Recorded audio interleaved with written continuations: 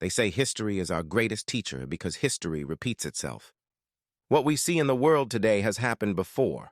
Peoples displaced, cultures erased, identities pressured into silence. If you read the past, if you look with open eyes, you'll see the same patterns written again and again across centuries. So open your eyes, do your research, and stand together as humans. Because what once happened to others can happen to anyone. Among the clearest examples of this truth is the story of the Moriscos.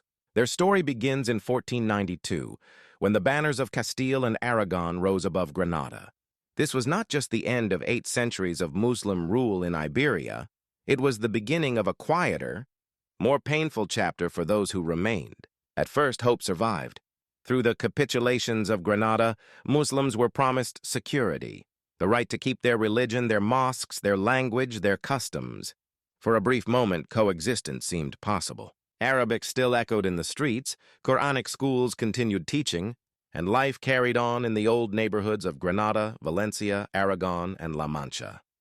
But the ink had barely dried on that treaty before the promises were broken. By 1499, forced conversion swept across Granada under Cardinal Francisco Jiménez de Cisneros. Baptism was no longer a choice, it was a requirement. Those who converted, whether willingly or under swords and threats, became known as New Christians, or Moriscos. Yet conversion was on paper only. Behind closed doors they whispered the Shahada, prayed in secret corners, fasted in Ramadan under the excuse of seasonal dieting, washed before prayer in hidden patios, whispered Quranic verses to their children in the language of their ancestors. They learned to navigate 2 identities, Christians in public, Muslims in private, a people forced to live between worlds. But double lives attract suspicion.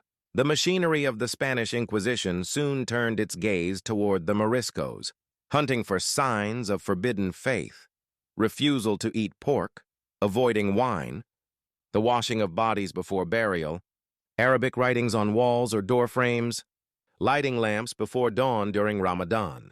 Any of these could mean torture, confiscation of property, or death.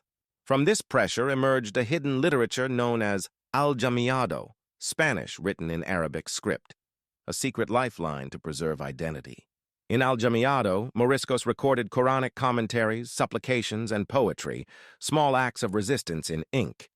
But the Morisco experience was not the same everywhere. In Valencia and Aragon, repression led to rebellion.